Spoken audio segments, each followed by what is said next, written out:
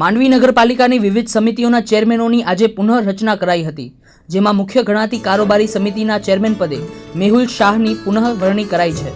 પાલિકાની સામાન્ય સભામાં બાંધકામ કમિટીના ચેરમેન તરીકે નરેનભાઈ સોની, લાઇટ ગાર્ડન સમિતિના ચેરમેન પદે વજાભાઈ કોલી, ટીપી કમિટીમાં શકુરભાઈ થૈમ, ટેક્સેશન કમિટીમાં અજીત જોશી વગેરેની નિમણૂક કરાઈ છે. આજે મળેલી સામાન્ય સભામાં નિયમિત વેરા ભરનાર નાગરિકોને રિબેટ આપવા અને સમયસર વેરો નહીં ભરનારા લોકો પાસેથી લેટ ફી વસૂલવા નક્કી કરાયું હતું.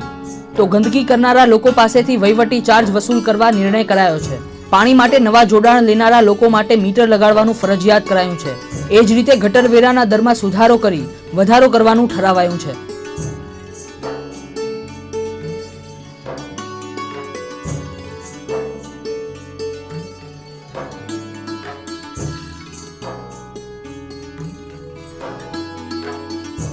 ભારતીય જનતા પાર્ટીએ મને કારોબારી ચેરમેન પદે પુનઃઆરૂઢ કર્યો છે. મારા માટે અત્યંત ગૌરવની લાગણી છે કે પાર્ટીએ મારા માથે વિશ્વાસ મૂક્યો છે. હું આપના માધ્યમથી માંડવી શહેરના રહેવાસીઓ, ભારતીય જનતા પાર્ટી સૌને ખાતરી આપું છું કે બાકી રહી ગયેલા સમયમાં વિકાસના કામો તેજ ગતિએ આગળ વધશે.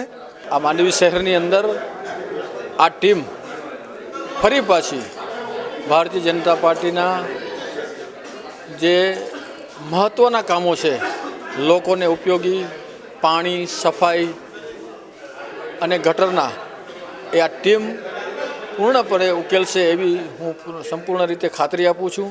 આપણા મુખ્યમંત્રી આનંદીબેન પટેલ જે રીતે મહિલાઓને 50% સ્થાન જ્યારે આપવા જઈ રહ્યા છે, ત્યારે માંડવી નગર સેવા સદને પણ કારોબારીની રચના હોય, વિવિધ કમિટીઓ હોય, ત્યારે સંપૂર્ણ રીતે આ શહેરની અંદર પણ મહિલાઓને 40 થી 50% જેવું સ્થાન આપી અને પાર્ટીએ ત્યારે પણ હું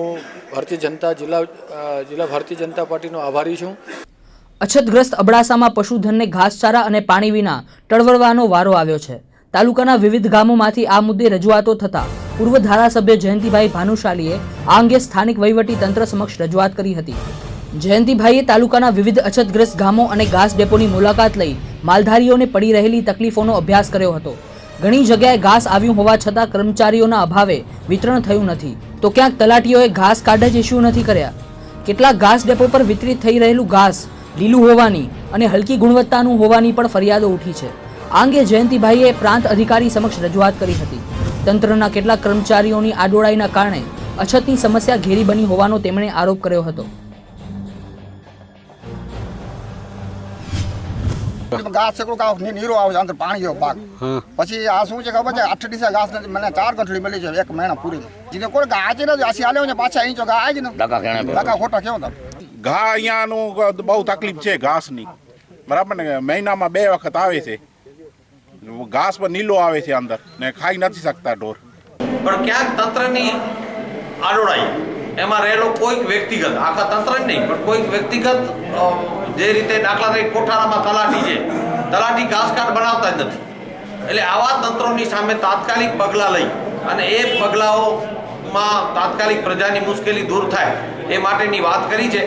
મુસ્લિમોના પવિત્ર મોહમ્મદ પૈગંબર સાહેબ વિશે કાર્ટૂન છાપનારા ફ્રાન્સના ચાર્લી એબ્ડો મેગેઝિન સામે ભુજમાં વિરોધ પ્રગટ કરાયો છે.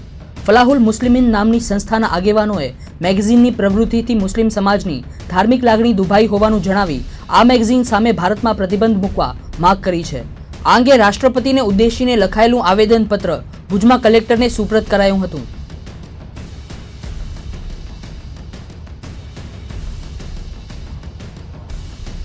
અમારા પૈગંબર ઇસ્લામ જે છે એ ફક્ત મુસ્લિમ સમાજ માટે નહીં પણ સમગ્ર માનવજાત માટે, સમગ્ર દુનિયાના સમાજ અને ઇન્સાનિયત માટે એક દયાવાન બનીને આવ્યા છે. ત્યારે એમના આવી રીતે કાર્ટૂન કે ખોટું છાપી અને મુસ્લિમ સમાજની સાથે સાથે સમગ્ર ઇન્સાનિયતના એક ઠેસ પહોંચાડી છે. એના માટે થઈ અમે કલેક્ટર શ્રી દ્વારા રાષ્ટ્રપતિને સંબોધીને આવેદનપત્ર આપ્યું છે અને આ જે ચાર્લી એબ્દો નામનું જે મેગેઝિન છે એના ઉપર પ્રતિબંધ મૂકવામાં આવે એની અમારી લાગણી છે મુસ્લિમ સમાજ વતીથી. આ તરફ મુન્દ્રામાંથી સ્થાનિક પોલીસે ચોરાઉ મનાતા 19 ટન લાકડાના જથ્થા સાથે એક ટ્રકને જપ્ત કરી છે. ગત રાત્રે 9 વાગ્યે પોલીસે મુન્દ્રાના 0 પોઈન્ટ સર્કલ નજીક લાકડા ભરેલી ટ્રક અટકાવી તલાશી હાથ ધરી હતી. ટ્રકમાં 1,14,000 રૂપિયાની કિંમતનું 19 ટન લાકડું ભરેલું હતું. આ લાકડા ક્યાંથી ક્યાં લઈ જવાતા હતા તે અંગે યુપીનો ડ્રાઈવર કોઈ આધાર પુરાવા કે સંતોષકારક ખુલાસો કરી શક્યો નહોતો, જેના પગલે પોલીસે CRPC 102 હેઠળ ટ્રક અને લાકડાનો જથ્થો જપ્ત કર્યો છે. પ્રાથમિક તપાસમાં આ લાકડાનું કનેક્શન જિંદાલ કંપની સુધી લંબાયું છે.